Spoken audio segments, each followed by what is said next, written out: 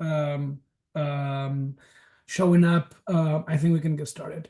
So, yeah, Parsa, why don't you start and let us know a little bit how did it all start with approval path for Jira? How did you come up with the idea? Why did you create an app for approvals? And Sure. specifically, what pain points did you want it to solve? Well, before I start, I should inform you that I did not create approval paths. Our company did, and the backstory of that is actually quite interesting. We have the founders, Kamil and Krzysztof. They used to, well, they were colleagues. Now they are obviously running the company, and they used to work for a big corporation. I'm not sure if I'm able to disclose that here. But I did have the issue internally that they had issues with approvals. So they were working for a very big Korean company, and they always had these problems with the approvals, the hierarchy, getting things done. And there was no perfect solution, simply, right? So all the solutions was either you have to get the papers, printed, or it was over the mail, or some tools which were not meeting all the requirements. And so that was the start of approval path. They had already worked on some other tools together. And they just decided, hey, maybe we should think about this problem. They came up with approval path, and the architecture that they picked for it was suited for the company that they were working for. But it turned out that it's actually generally a great approach for those approval processes. And that is how they ended up with implementing it on the Atlassian Marketplace. And so that's the story, so to speak, of approval path. You're on mute. Yeah, sorry. Yeah, just trying to be to see if I understood properly. So, Approval Path existed as a standalone product for this company, or was it embedded in a different product, or how did it work? Was it No, it didn't exist outside of that, outside of the marketplace, but they had already worked on some other prototypes, and then this was one of the things that they ended up deciding to work on and develop further and essentially. interesting? But the idea existed outside of the marketplace, right? So it wasn't like hey, let's think about a marketplace issue. It was like a much bigger, broader problem. Yeah, and it's interesting what you say about a Korean company being kind of the source of this, or the initial customer zero for approval path, because what you said about hierarchy really resonated. I think it's very cultural sometimes, right? So when you go to Korea, Japan, some of those countries have at least a reputation for very heavy, approval processes where everything has to be on board, etc. That's correct. So yeah, that's exactly why I felt like I should mention that it was a Korean, very large Korean, because it kind of gives you the idea on what happened there, right? Okay. Is it a name that you cannot say, but we would all recognize if you mentioned it? Sorry? Is it a name that we would recognize if you named it, or is it like a obscure? It's a name that you would most definitely recognize. I'm just not sure if that would. But I guess I could just say that it's probably a Google away. So they were working for Samsung. Yeah. And another, just to add a little bit of an additional touch, is that they already they had an existing approval system. But the approval system was overly complicated. So they wanted to also simplify that process, right? So that is part of the reason later on, if we get into the architecture of our app, you can see how the system was simplified and it's reproducible, essentially, right? So that was the story. Excellent. All right. Yeah. So, James, do you want to go next and explain a little bit about Capable, and how did you guys come up with the idea for approval for Confluence? Of course, I will also echo what Parsa said, and and say, you know, I was definitely not the person behind the keyboard coding or anything like that. I'm the custom advocate. So we've got a couple of people that are a lot more clever than I, who are doing all the coding and the architecture behind it. Um, they conceived of the app really through a shared understanding that we have around what a standard approval process can look like in companies. It can look a little bit flawed. It often revolves around sending multiple emails or messages over multiple platforms. And this can lead to, you know, like a lot of lost responses, a load of kind of increasingly aggressive follow-up emails, which sometimes it's quite hard to judge the phrasing if someone's angry or not, sometimes over messages. And sometimes the wrong files get approved. The message chains are confusing, and you can end up going around in circles with what's approved, what isn't, who approved what, when. And not only is this frustrating, but it's also not very compliant friendly, of course. And it doesn't hold individuals accountable for their decision making.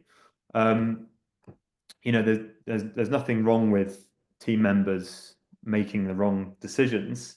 That's just part and parcel of working in an organization. Sometimes people make mistakes, that's fine. But when there's an excuse of saying, oh, I was clearly looking at the wrong email, then it kind of lets them off the hook. So yeah, we'd urge to say that if anyone's still kind of trying to go through an approval process with these Slack or email threads, you're doing it completely wrong. With Confluence in particular, it's often seen as a collaborative space for brainstorming and sharing ideas and documenting technical processes.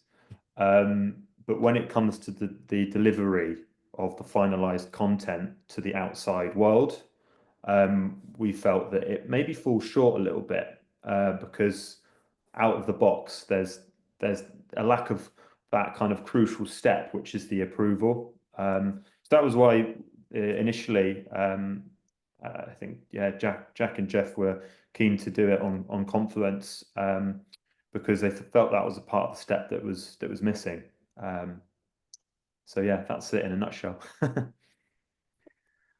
All right. Hi, Alex. Good to have you here. Hi. We Titles are hard. we decided to get started with kind of the intro round. Just explain a little bit of who we are and why we went into approvals. So perhaps, if you agree, I can finish the round and then you can do your bit and go ahead with the rest of the interview. Perfect. All right. Yeah. So also for out of office, I wasn't the creator of the app. I'm currently the product owner, but it was a little bit, it all started a little bit before my time at Resolution. I've been at the company for 5 years, and this was our first app for Jira Cloud. So a little bit before 2020 when I started. And it wasn't even initially an app designed to handle approvals. It was initially a very simple app that would allow you basically a translation of what you do in Outlook when you're going to leave, right? You create an out of office message. In Jira, we thought it made sense to have also an out of office rule that you would create so that whenever you get a ticket assigned, you can pick a colleague that can do the work on your behalf or instead of you, or triage it, whatever it is that makes sense for your process, or unassign it if you're in JSM. It was initially very, very simple. And then later we created integration so you get the right data, so you don't have to remember to create your rule before leaving. You just connect to Outlook or to Google Calendar and you go ahead with it. But very early on, we got requests from admins who had this problem, right? They were doing approvals with Jira Service Management, and at some point they were realizing that things were not progressing. They were not moving forward because, some of the approvers were out of office and they didn't know. So that was the big pain that we very early on realized that our customers had. And also we got the request that very often the approvers involved were customers, so even less, involved in the nitty gritty of the everyday Jira management. Um, and we realized it's really a big issue because when you're dealing with approvals, you have to realize that if you add an approval step, you're going to make things slower, right? So you have to accept that. There's no way other than accept that you have to accept that. Approvals are, I think a trade-off between constant trade-off between I want to be in control, I also want to have things moving fast, so I'm gonna put in an approval step because I need to be able to say we're not gonna do this kind of thing, we're gonna do this kind of thing, etc. But it's nobody's favorite part of the day, right? So I don't think anybody, I don't know what's your experience, but if you are involved in approvals, I don't think you wake up and open your laptop at 9 a.m. and say, okay, I'm gonna grab my coffee and go through my approvals. That's my favorite part of the day. It's something that it's going to be it's supposed to be awkward and hard because you have someone who is not part of the initial request having to go in and analyze it and understand the context and make a decision, and this person is supposed to be fatigued with decisions because if they have to go through a request, they probably have a long list of those. But that's something that again you have to accept, and you can streamline it. And with the products on the marketplace, it's easy, and with Jira, it's easy to streamline it. But the delay has to be accepted. It's going to be like that. What's not acceptable, I think, is, and this is something that happens in every Jira instance. In Jira, there's no native way of knowing whether someone is on vacation or not, and it's, I think, not acceptable to add delays, to add insult to injury and add delays on top of the natural delays of approvals because someone is not working, right? So you cannot really have approvals stuck because an approver is on vacation. So there has to be a process for handling that. You have to factor that in. And with out of office, it's pretty simple. You can query the your instance to see which issues have been reported by folks who are out of office. You can query also which issues are on waiting for approval, and the approver is out of office. This is actually going to be soon. There, not right now, but very soon. And once you know that, you can create the rules, right? And move forward. And I think that's the essential part where we go into the conversation. Alex, I'll give the floor to you now. Thank you. So you're gonna have to catch me up. So I get to do a quick intro on this, right? Absolutely. And so we'll work a little bit backwards, but welcome everybody. Today, as you can see, we're going to be talking about approvals. That's our topic in case it hasn't come out clear. We have some experts here, right? We have some experts from various different Atlassian Marketplace vendors that each in their own way have an application, some sort of a add-on plugin for Jira or Confluence or JSM that is going to help with this whole approval process. And so in today's session, we want to talk to these three experts, and I'm going to be asking them a series of questions to help kind of converse around some key pain points that end users or anybody within your team usually experience when dealing with approvals. And so we've all been in there, right? As these fine folks have already started mentioning, right? Lack of transparency, a lot of back and forth, confusion, who's doing what, who's waiting on what, right? There's just so much that's happening, so many balls up in the air when we're dealing with approvals. And so we're going to be taking a look at and again talking about different solutions, different opportunities that are out there, and getting some expert level opinions and some information that I think is going to help you all with your approval process in general, right? Because like I said, approvals are a pain, especially if you are in compliance or some sort of regulated industry, right? That really needs a clear paper trail of where everything is at, who's got the ball on what, who are we waiting for, right? And so we're gonna just go a little bit deeper into that and just ask some questions here to get the chat going. All right. So with that said, are we ready to transition to our questions? Because I had a little bit more, but in the interest of time, it looks like we should probably just jump into the questions, right? You're the host, I guess you can. Yeah, I get to pick. You get to Well, I pick. just Yeah. wasn't sure because I was a little late. Time zones can be challenging, especially when working across two different continents. So I'm just glad we're here. So let's just jump into. I'm gonna start off with a generic question in no particular order. I'm just gonna go from how I see you all on the screen here, and we'll start with a generic question that I think we can all answer, and then we'll go specific and go into each team. So I'll just kick it off by again, everybody, all three of you will get the same question right now. And then once we get through those three questions, I'm going to go into specific questions for everybody. Okay. So the first question that I have for you all is, when did your company decide to develop an add-on for an approval process? What specific problems were you trying to solve? And I'll start off with Parsa here and get your perspective first. Okay. So what was the problem we were trying to resolve when Yeah. getting those approvals? Yeah. So as I did have a very quick intro regarding the creation of our tool earlier on. And honestly, the main point was to resolve the complexity of getting those approvals, unifying them, unifying the whole process, and creating a process that is reproducible, creating the process that can, creating a process that is reproducible, that can be repeated and can avoid human error, right? And on top of that, having a way for people to go back, have a paper trailing, and have a look at, oh, okay, what happened, what was done, and how the decisions that were made affected the organization in the long run, right?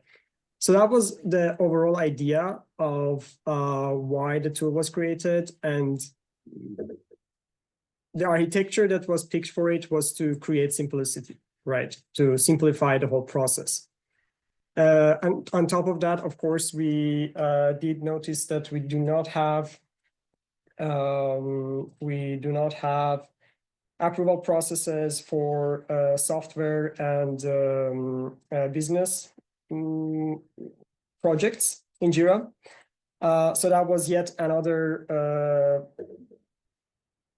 problem that we were trying to solve, because you still have internal companies, internal processes that require approvals, as we were talking earlier, especially in the Asian culture, right? Where you have the hierarchy of different levels of the company, and that things need to be done in a proper manner, or in case of auditing, for instance, right? As you mentioned, Alex. So that was the rough idea. Such an important key point, right? Because yeah, approvals have existed in JSM for quite some time. They're still a little tricky though, right? They're not the most straightforward thing to do in JSM, but Jira software and the business templates, right? Or the software templates now to be correct, right? The software templates and the business templates, they're just capabilities that are missing. But like as you mentioned, right, the teams, just because the capability isn't in the tool, doesn't mean that the need isn't there, right? And even today, within Jira's evolving every single day, right? And even business templates today have some sort of an approval process, but it's a very, very limited approval process that's built in natively. Especially when you compare with that of JSM, like natively, just comparing native features in Jira to JSM features. I don't tell any of my teams to use the native Jira approval process.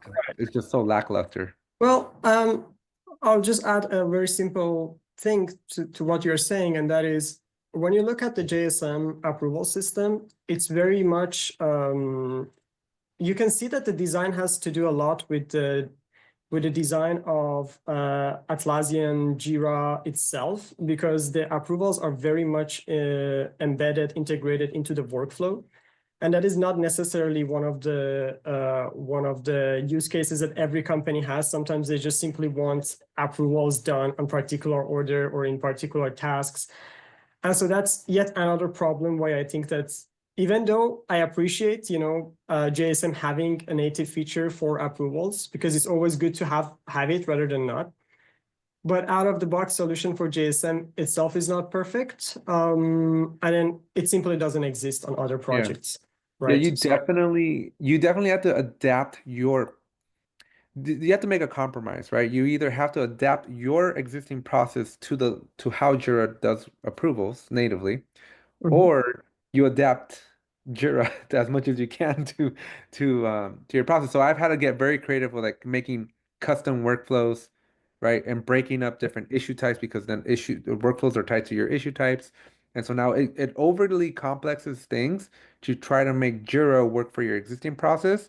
And it's very inconvenient to try to modify your existing process to make it work with Jira. So definitely, again, while it is neat to have improvements and different options are always a viable option. All right, so why don't we pivot a little bit? I'm actually going to change here a little bit. So Parsa, since I have you, let's just keep going with Warsaw here, and let's ask some specific questions to your team, your company, your app. Is there a specific or particular feature in your solution that customers love the most? I think that the answer to that question, I'm going to sort of speak simplify it, because I think what our customers are most enthusiastic about is the overall architecture of the app. What we've tried to go with is, again, simplicity, but also providing the maximum flexibility when it comes to creating your own version of the approval process, right? Or the approval path, as we call it. I think one of the things, one of those features or designs that our customers are most interested about is the possibility to pick a different type of users, or different, regardless of who the user is, they can fetch that user and use them in the approval process in whatever order they want, and integrating that with different workflows or conditions. And in case of absences, they can delegate it. So really, it's just the fact that they can use all these things like automation, API exposure, and so on to just create their very own version of the path, right? And that is one of the things that I think they really appreciate about the tool. Which again, I think goes to an earlier point, right? You don't have to fight your existing process to make it work in the tool. And I think having that flexibility, being able to do that, it makes a huge difference. Correct. All right. Again, it's the simplicity as well, right? Yeah. Just although once you start saying APIs, I always start getting nervous with APIs, but I know a lot of people that's love for the APIs. more advanced users, let's say, right? Yeah. All right. Have you ever had a use case where external users had to be involved in the approval process? So again, we've been talking a lot about internal, right? Like our process. But what happens when we have folks that aren't in our team? What happens when they're not even in our company? Yeah, in fact, again, to comply with what I just said earlier, the fact that you can create this customized, right, path to your approval. One of those sort of users that you have to deal with are users outside of your organization, right? And yes, we do have many cases, because I'm aware of many customers. I deal with the customers directly, so I know many of them are using this feature. But to give you a best example of that is, well, one is the most common scenario is when the customers have their own customers, right? So essentially a company having customers trying to get approvals on the budget, on the work, on the roadmap that they've created for their customers.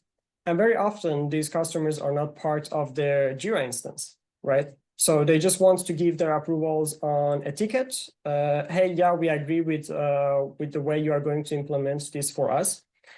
So that's when it comes very handy. They just add an email address to the approval step, and the customer gets to have a nice interface, view the details for what they are approving for, and then cast their vote. But if you're wondering about internal use cases with the external users, the most common scenario in that case is when you have high management, like CEOs, for instance. Very often they are not involved in the Jira processes. They are not part of the Jira everyday. Yeah, they'll come in every once in a while, take a look, stir the pot a little bit. And then... Right. Yeah, exactly. Right. So those guys usually, what they enjoy really a lot about this feature is that they get to essentially get an email, because you can set it up in such a way that you can just click like a quick action button on the email. They get an email with the info of like, okay, I need to approve this and that. and they have this like on-the-go option of like, okay, approve or deny, most likely deny because they're the CEOs, right? But yeah, I think those are the two most common cases where external users are involved. Awesome. And final question, and I think this is a very important one. I come from a very regulated industry. People die, right? People tend to die if something goes really, really wrong. And I'm not over exaggerating. I'm not trying to make this gruesome either, but in that industry that I was in, people's lives were at stake, right? And so having the right approval process, having the right documentation, having the right traceability to who signed off on this decision, whether it was a good one or a bad one, very, very important. So I wanted to ask you, how do structured approval workflows help in maintaining audit trails and meeting compliance requirements like ISO certifications, GDPR, SOC 2 compliance, and the like? Okay, so let me answer you this way. Compliance processes, they require two main factors, right? One is that every time something is repeated in the exact correct way. So they want to reduce human error as much as possible. And that's the first thing. So everything as much automated as possible to avoid any sort of mistake. And then on top of that, as you mentioned, there needs to be visibility. There needs to be clearance on, okay, what happened, who was responsible, and when did the approval take place. So we come down to essentially paper trailing and essentially audit. And we come down to how to reproduce the process over and over again that is already tested, that is already figured out, and it's just now running based on a certain criteria. So when it comes to structured approvals, if you have a possibility that you have a template, for example, in our app, we call this template a definition, right? You have that template and you are already setting it up, you're adding the conditions, you're saying, hey, if a JIRA issue with certain fields, with certain values, certain properties, is set up in such a way, make a request for this person and that person to make an approval, and you have different triggers to run that approval when necessary, right? So that the approvals are always run when they have to. And then on top of that, you have the audit. So that definitely is something that our customers who are, most of them are, when it comes to this sort of compliance certificates, most of them are using the SOC 2, are very happy about. And that is the simple fact that they can have a process where it doesn't require a lot of attention from a human, because once it's set up correctly, it can run on its own and it can audit everything and paper trail everything for future proofing, right? Yeah. So they say that the only two things in life that you can be sure about is death and taxes, but I think we can add compliance and auditing into that mix as well. We will always be having to comply. In modern societies, I agree with you. Yes, sir. Yeah. So we have a couple of questions in the Q&A that came up during our little chat here. And so as we wrap up Warsaw Dynamics, I just wanted to ask you, does Approval Path work with any flavor of Jira, JSM? Is there restrictions, or does it just work for everything? No, it just works for everything simply. So we have, it was initially designed mostly to work with the work projects and software projects, but we also support JSM. So if you want to include your customers to run the approvals or take part in the voting process, it's supported, absolutely. Okay. We have another question. Says, did you consider to show the approval status on JSM form? Now, I'm not too familiar with this, so I'm not sure if you have any comments on this one. This is about 10 minutes ago when we started the conversation. Yeah, so we do have a statuses when it comes to the approvals, and this is displayed on the running approvals. So we have the definitions, which are the templates, and once they start running, this is when the phase where we call them approvals, and approvals have a statuses and they are visible. I'm not sure at what field they are asking if it's displayed, but it is displayed under approval. You can run multiple approvals and it is displayed there. Right. Awesome. Thank you so much. sorry, I just wanted to say this is the same. It applies also to the Confluence version of the app, right? Yeah. So everything is visible. Thank you so much. Thank you. Parsa, it was a pleasure talking with you. I'm sure if we got some time at the end, we may have a special surprise question. But thank you Okay. very much. For everybody else here, we did just start a poll, so I want to remind you to participate in the poll, help us out. We got some questions for you, and we do have a couple of polls going on here, so make sure you participate during those polls. And as always, if you have any questions at any point during the interview here, please feel free to drop them in the Q&A section. All right, so while that poll is running, we are going to shift gears a little bit. We're going to switch back on over to Jaime, Mr. Cappy, Yay. and same question from the beginning, same first question from the beginning, which is going to be, why did your company decide to develop an add-on for approval processes? What specific problems were you trying to solve? Right. I think I went ahead of myself earlier and I answered some of this Some of these already? already, but I can Well, it's always summarize. good to recap. Yeah. I'll do a quick recap. It's very complementary, very different to what Parsa actually said, right? So we never intended to go straight into the realm of approvals.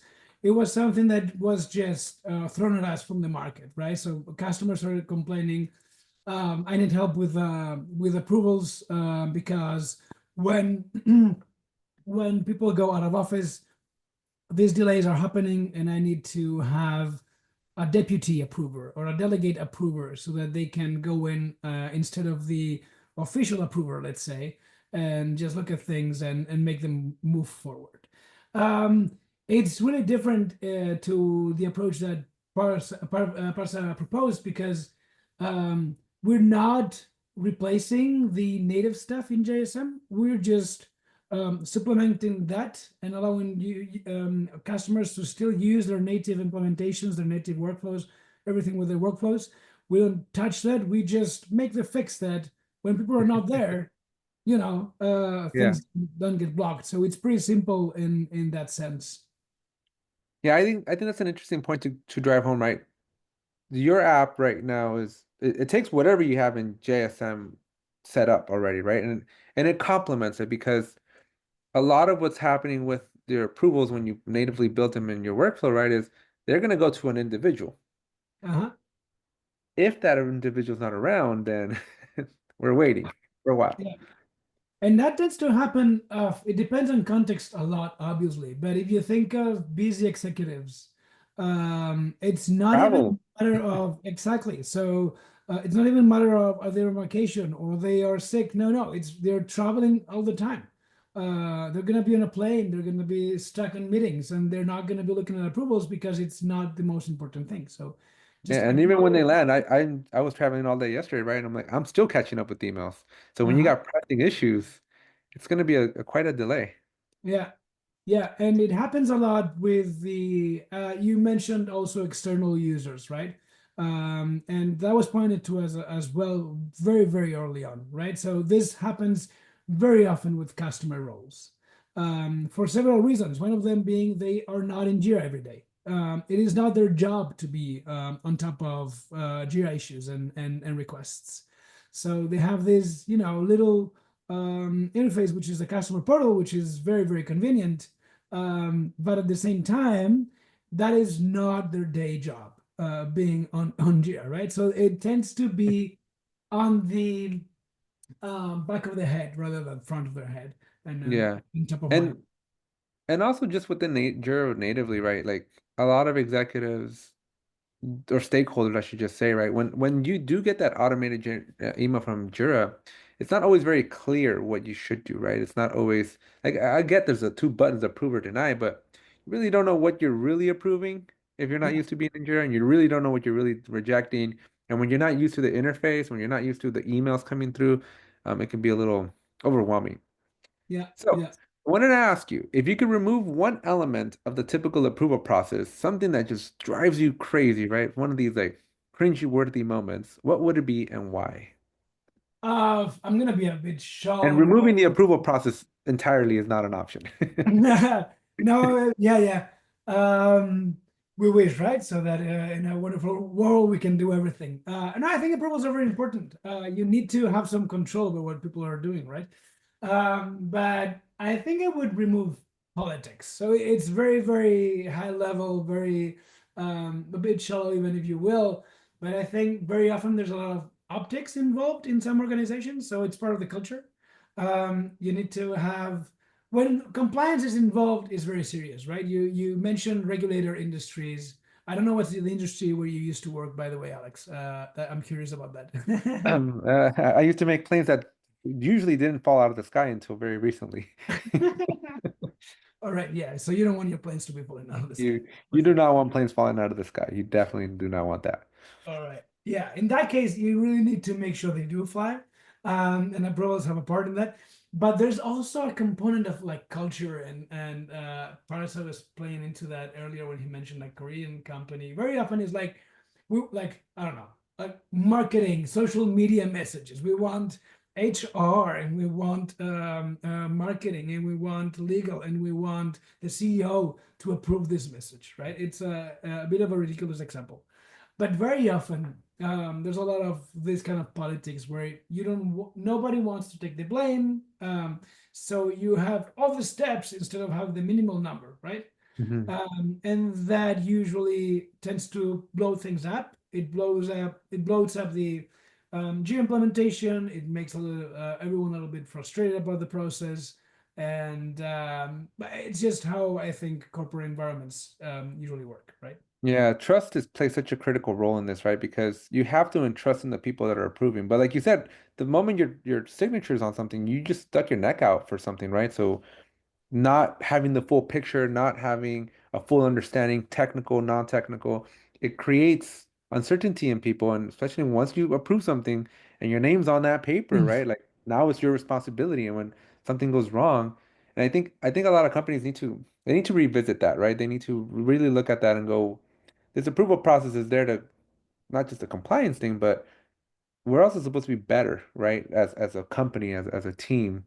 And it's definitely something I would encourage you to go look at your approval process and figure that out too. Mm, yeah, good point. All right, up next, in the interest of time, we'll probably just get to one more. And we do have a poll here that just popped up. So while you guys are answering the poll, I'm going to ask my next question here. When someone's responsible for approving a request is away, but again, due to travel, illness, or even overwork, what tends to happen on the ground? What are your observations? What are your customers telling you? What's going on down there? Yeah, a lot of things, right? Anything can happen, but I think in general, there's a lot of frustration, and the frustration comes from expectations not being met, and I think a lot of that has to do with the communication factor. So as I said before, I think delays are justified if a decision is difficult and you have to do a lot of analysis Hmm. and you have to weigh pros and cons and so on. But when the reason for the delay is that someone was not there for like a week or so, and you just have not stuck waiting for that person, that's very difficult to justify, and that creates a lot of frustration. And I think it's also a reputational risk for all of us in the Atlassian ecosystem. We live and breathe for Atlassian tool and so on. And there's two type of person in the world. There's the people who use the Atlassian tool, and there's the people who don't use it, right? And the customer roles, again, I think they are a little bit in between. They use Jira to create requests, to submit requests, and sometimes to approve, but they are not in love with the tool because it's not their day to day, right? And when what they get out of it is a black box that doesn't deliver on time, that's really bad, and it can be really a big reputational damage to the mission of such a tool like JSM. Like, why are we not getting value out of this? So that's why I think it's really important to streamline the approval process and make sure that you are factoring absences and Yeah. you're factoring what happens when someone is away, who is going to be kicking in on their behalf. Yeah, I like to tell people you got to make it make sense, Yeah. right? You just can't have an approval process.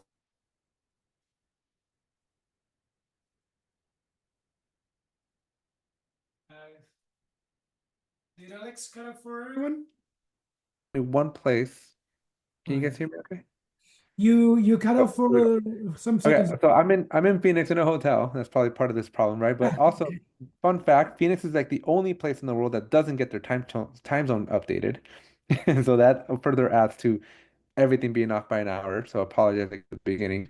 But Um, I will tell you, I heard something very special yesterday that I wanted to echo here that I think feels right. And that is when you're talking about your processes, when you're talking about your methodologies, the easy way should be the right way. And the right way should be easy, right? And I think this plays a point here with what we're talking about. Like, if people are going to be out of office, like you should have an easy way to do the right thing. exactly. Yeah. Yeah. Yeah. That's very, very And Christian. to do the right thing should be easy because the other alternative, right, is when there is delays, you can have people that just stop caring, right? And so now bad things can happen that can snowball into more serious consequences. But then you also have like people cutting corners, right? And this is how we end up with planes falling out of the sky. Exactly. Exactly. Because they get frustrated and say, okay, I'm not going to request the approval. I'm just going to go ahead and make Yeah. it technically less important and just go full Yeah, the speed versus compliance, and then there's ethics. yeah, yeah. All right.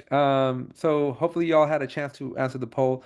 Jaime, thank you so much for your insight. Again, in the interest of time, we're just gonna keep moving this along.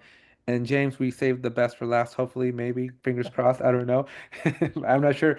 I'm not sure if my relationship with James is yet because it's probably the third time I've ever spoken to him. But let's see if the best is really for last. So, same first question to you, which is from the beginning. Why did your company decide to develop an add-on for approval processes, and what specific problems were you trying to solve?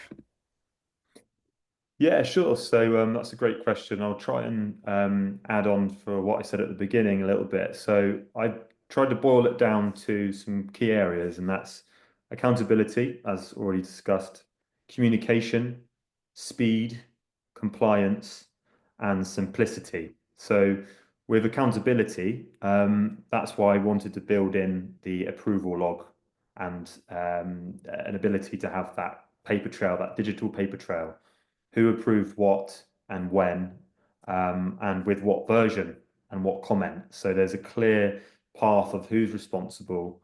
We don't want that ambiguity. We want it to be clear. Being wrong isn't a problem necessarily. I think sometimes a lack of a solid approval process is because people are trying to negate responsibility because they're worried about being wrong. I think we should kind of rephrase it a little bit, um, reframe it, sorry, because I think it's fine to be wrong. It just allows companies to help that person that was wrong and put resources into the right area. And by having that, that clear accountability, you can actually figure out who was actually responsible there, and if they need any further help. There's nothing wrong with that. With communication, we wanted to have a simplified option of communication. So no ambiguity. You get a lot of ambiguity in a message thread or an email thread. People trying to chase up on people's approvals in aggressive, passive aggressive ways that it's quite hard to monitor their emotion sometimes. We just wanted to take all the ambiguity out of it. So that's why we have banners as a feature of our approval tool, which allows you to put either status, response, or approval log banners at the top, middle, wherever you want in the page, so that whoever's coming onto a Confluence page can see at what status and the page is, or the history, or they can see if they need to respond. It's just got a clear button there to say respond to it. It's not ramming it down their throat, but it's saying this needs to be done. Yeah. Speed.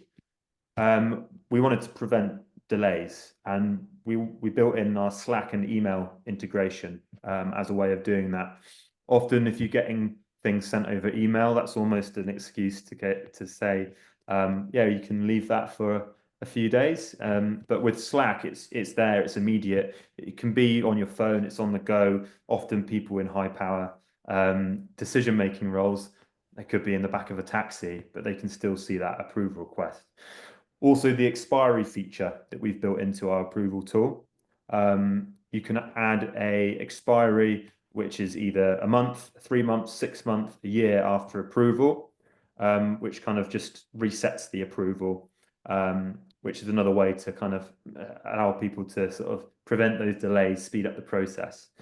Compliance, detailed logging structure that I covered a minute ago, that ensures that all the decisions are documented, making it easy to track approvals, prevent unauthorized, unethical actions. And it also means, yeah, that's super compliance friendly process.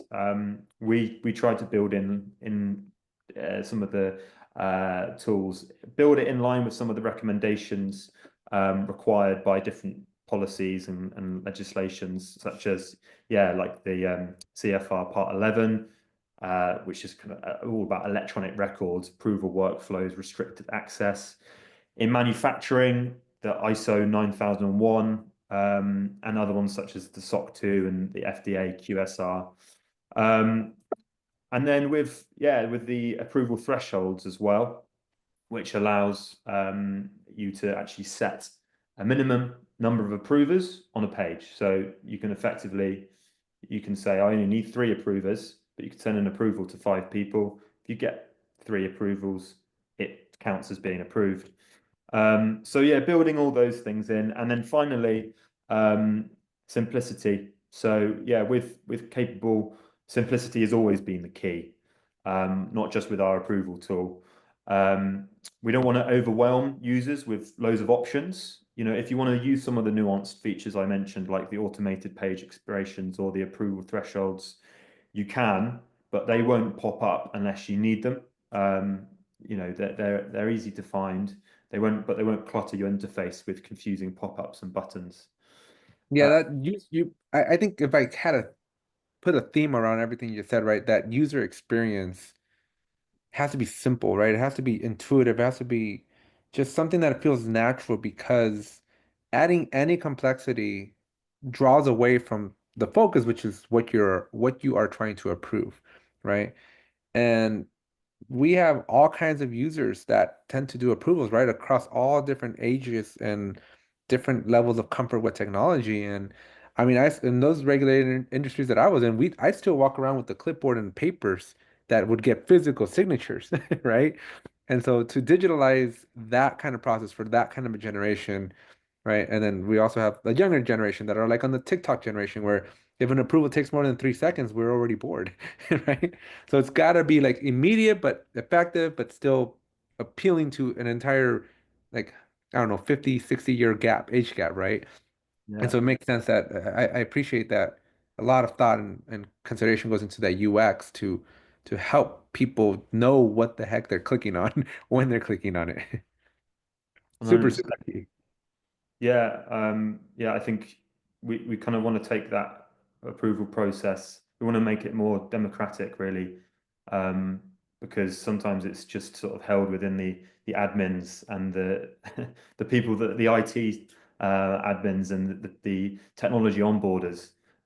Whereas we want to open it up to everyone on Confluence, so Yeah. it's easy to use. So it actually motivates people to be responding and asking for approval instead of avoiding it. So next question I want to ask you, and since my name's Dr. Jira, I'm a little biased towards Jira, and some of our other presenters have really focused on Jira. Why, playing devil's advocate again, right? Not trying to stir the pot, not trying to get into a little fight here, but why couldn't people just use Jira, Jira for their approval process? Like, why Confluence? Yeah, What's that's the value there? another great question. And yeah, the answer is you totally can, and other apps in this approval festival will be testament to that. But approval for Confluence was born out of 3 problems we identified with running approvals through Jira, especially when it comes to more long form content that is more of a marketing and content teams angle, that consists of more like longer pages that need consistent reviewing. Often that type of content is more evergreen or has multiple iterations. So with that in mind, it really benefits from an iterative approval process, and approval for Confluence enables these ongoing edits within new approval requests, and that ability to view, you know, all the different versions and the individual's responses without leaving the page or having to open up a different page or a ticket. The second problem we identified was that there was a content divergence issue between Jira tickets and Confluence pages. You could obviously create an approval process on a Jira ticket and link the content that you want approved in a Confluence page. But then if that Jira ticket can be approved and then the Confluence page is edited after the fact, that then renders the approved Jira ticket redundant. Obviously, there's ways around that. You can attach a non-editable PDF or any type of content that's non-editable. But then the problem here is that, you know, if that ticket is rejected, then you have to create another version of the file, and this can lead to a confusion with which the most recent and bottlenecks can occur. Yeah. I mean, I still remember the days where we would send emails for approval, but the PowerPoint was out of date or something, right? And you'd be like, final version, final version, final, Yeah. really, this is the final version. Please approve this one because this is the one that really is approved. Yeah. God help me, version 103. Yeah. And another thing, and just kind of piggybacking on the word version here, and folks, a poll just popped up, so please feel free to participate in on that. But one of the things here that I wanted to highlight here is versions is important from which version of a document we're looking at. But one use case that I could see very valuable in Confluence is when you are in this regulated industry and you have to put specific versions of software on something like an aircraft, and there's like 1,000 different versions of software having to go on an aircraft, that's 1,000 different Jira tickets that you got to kind of track, right? And so having it in one sheet, one Confluence page where you are validating, hey, every system, here's the version that's going into each system, I can see a lot of value. And our AI has joined. Okay, so last question, because we have just a couple minutes here, folks. So bear with us because we are saving the best for last here. And so why is it important to set a firm yet non-intrusive approval reminder? How can you find the right balance of approval reminders, right? Because again, we live in a generation where my phone is all full of notifications everywhere, right? And so how do we balance that out? How do we not get approvals lost in the sea of noise? Yeah. So yeah, I think it's all about tone of voice. I think, yeah, if you're trying to remind someone, especially over message, it can kind of get lost in communication. So that was why we wanted to focus on the design of the approval banners at the top of the page. And yeah, by allowing that information to be displayed, you know, it can reinforce clearly and concisely what needs to be done without causing any upset, really. And yeah, not exaggerate, but really value on the amount of importance that needs to be put on to completing these approval processes. Yeah, I think it's a difficult one to achieve on something where each user is just writing out their own responses. But if it's kind of dulled down to a rejection or an approval, then it's kind of a lot more clear. And with the banners, with the banners, as I said, you've got ability to put it wherever you can wherever you want in the page, and it can tell you the information of who's approved, who hasn't approved, who needs approval. Simple as that. And it kind of, that's also in line with that accountability as well. You know that those people have been given ample time and ample opportunity and ample guidance to approve it. So that's kind of in line with that accountability. Yeah, does that answer the question for yourself? No, that was perfect. And I think that just gets you right to the end of this. So Parsa, Jaime, James, thank you so much for participating on this. I think we learned so much about approvals. I'm definitely walking away with a greater sense of appreciation. Maybe I'm walking away with some tough or harder conversations I'm going to have with my teams about the context or content and topic of approvals, because whether we like it or not, approvals are very much a part of our everyday lives. Businesses run, right? You need approvals, you need decision makers, you need specific gates, specific people have specific responsibilities, and this is just our businesses, right? This is how companies run, and I think it's important for for companies to understand that maybe you don't need a clipboard and a pen to get physical signatures, right? That there are better, more digital, more native ways that are not native, right? But ways that are feel a little bit more natural, right? That are naturally embedded into the tools that we use today. And so we don't have to go outside and really go reinvent the wheel, right? We've just heard from three very capable experts, no pun intended there, um, on their solutions and what is available for you within the Atlassian Marketplace. So I recommend please fill out this final poll, and if you have any final questions, feel free to drop them in that Q&A. But other than that, Parsa, Jaime, James, thank you so much for participating. Again, apologies for me, but I'm glad we were able to make this work, and I hope you all here watching this webinar had some fun, and hopefully you're walking away with a new understanding, or at least a newfound appreciation for the importance of approvals. Thank you so much, Alex. Thank you, It was Alex. fun. And thanks everyone for watching. Absolutely. Thanks for watching, guys. I think Hendrik has a question. He raised his hand. We got a question. Is he gone now? I'm like, I didn't see anything on my end. I think, yeah, it popped up real quick and then he was gone. Maybe he accidentally selected the. When he wanted to leave and he accidentally selected the hand. Possible. All right. Right. Well, thank you Oh, all. well. Oh, We have a special there guest. goes. I guess in the last second. All right, Yes. guys. Thank you so much for this. Have a great one. Bye-bye. Bye. Thank you. Bye.